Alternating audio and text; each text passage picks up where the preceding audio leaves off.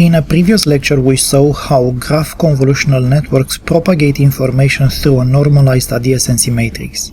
That formulation is elegant and mathematically grounded, but it comes with an important limitation. It's fundamentally tied to the specific graph trained. So what happens if new nodes appear after training? What if we want to apply the model to a different graph with a similar structure? What if the graph is too large to process all at once? So GraphSAGE, or Graph Sample and Aggregate, was introduced to address precisely these challenges. Instead of relying on a fixed, globally normalized adjacency matrix like you do in GCNs, GraphSAGE learns how to aggregate information from a node's neighbors in a way that generalizes to unseen nodes and even to unseen graphs. Rather than being a purely spectral construction like GCNs are, GraphSAGE is explicitly inductive. It learns a neighborhood aggregation function that can be applied wherever node features and local connectivity are available. In this lecture, we will see how this change in perspective from matrix normalization to learnable aggregation modifies both the implementation and the capabilities of graph neural networks.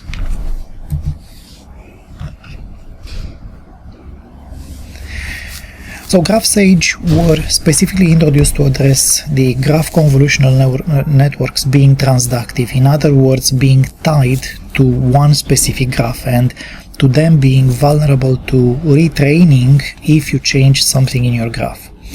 GraphSAGE, on the other hand, is much more like the traditional machine learning models that we have seen in other lectures.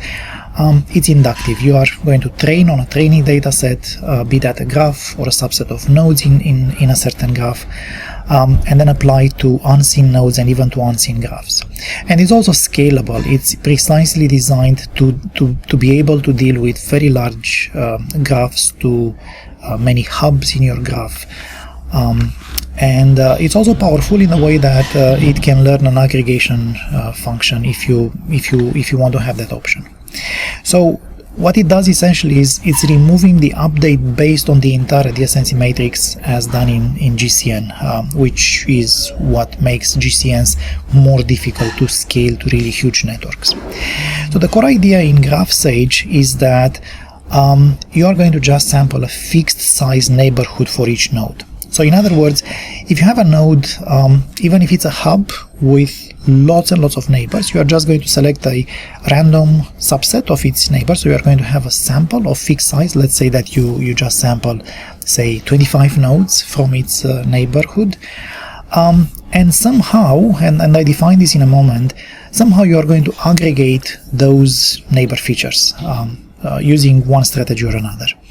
Then to the result, you are going to concatenate the node's own features, and then you are going to apply a learn transformation to calculate the update in the embedding.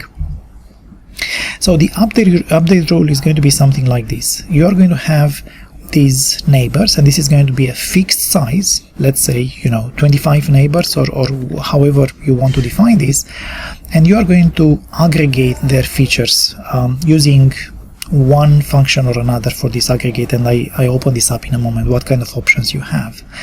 So what this is going to be is it's going to give you a vector of the same dimension as the embeddings of these nodes, and that vector is just some sort of a combination of these embeddings of the neighbors.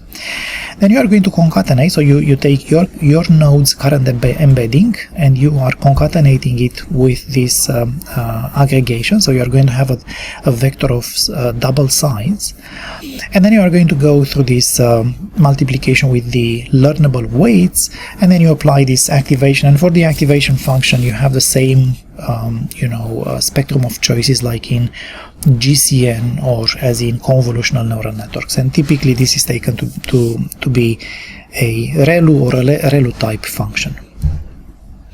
So these are the key differences between GCN and GraphSAGE.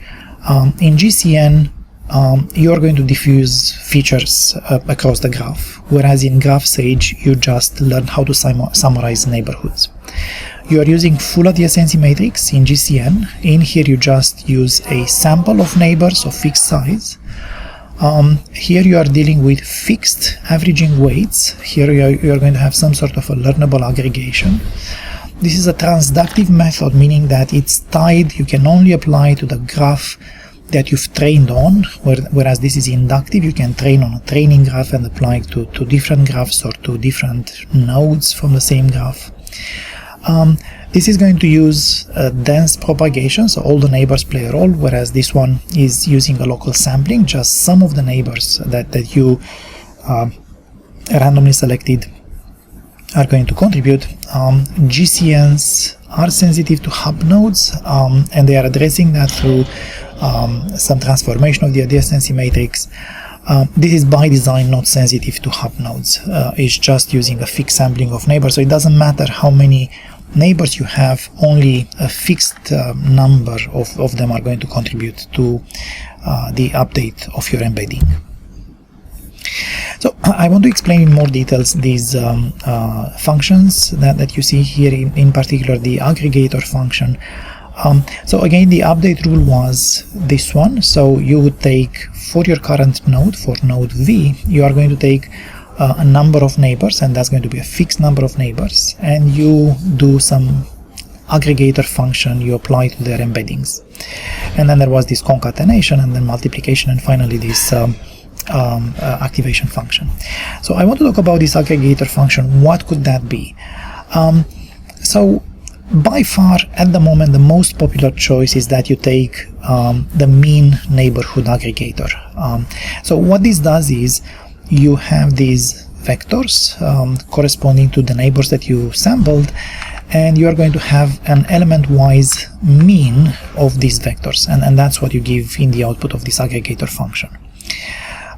There are other options. For example, you can have a pooling aggregator. For example, you can have a max pooling, or you can have even something, even more powerful than that. You can apply a different machine learning model. For example, you can apply a multi-layer perceptron or something else to these neighbors, so that you have a more learning ability, and only after that apply max pool.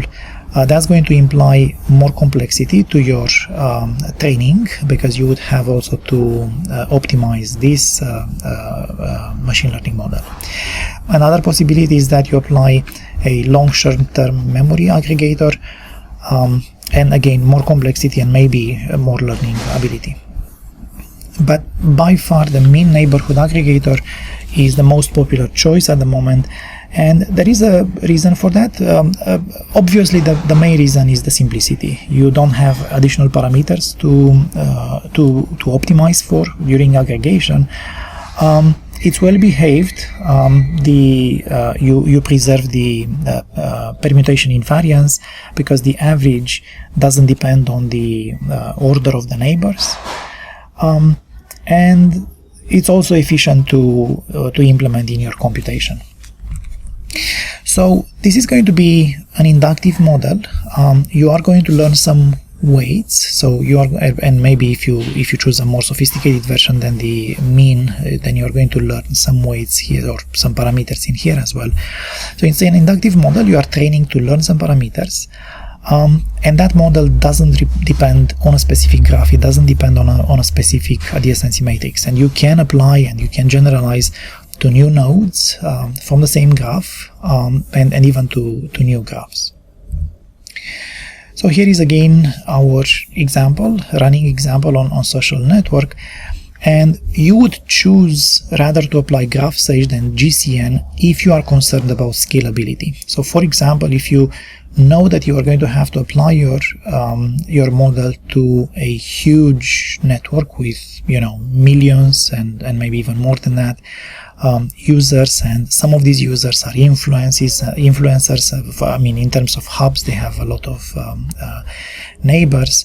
Then GCNs could struggle. The computations might be quite slow. You might have memory problems, and that's where GraphSAGE is coming in and addresses the issue by having a sampling of the neighborhoods of fixed size. For example, let's say you take just 25 neighbors per node, regardless of how many, what's the size of the neighborhood of that particular node.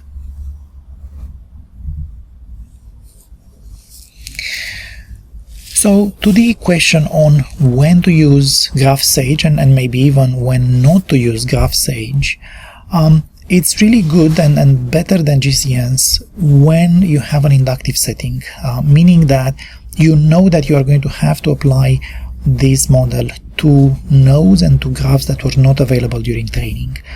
So this is the situation where you have new nodes appearing after learning, for example, in social networks or in recommender systems. Also, GraphSAGE is good when you know that you will have to deal with large graphs with millions of nodes and some of them with very high degree, because if you were to apply GCN to that, you would have to do multiplications with the full adjacency matrix, and that could be quite time consuming. Also, one case where GraphSAGE is good is when you have neighborhood sizes varying widely, because then you are not dominated by hubs. This is an issue that's addressed in GCNs as well through the normalization, but this is even to a larger extent addressed in GraphSAGE. Then you could also think about applying GraphSAGE when your baseline, whether it's a GCN or just a standard GraphSAGE with a mean aggregator, doesn't work well, and you realize that you want to have a graph neural network, but you need a little bit more power in their learning ability. And that's when you think about these nonlinear interactions and maybe instead of having a mean aggregator, you have a more complex function, for example, a multi-layer perceptron or something else.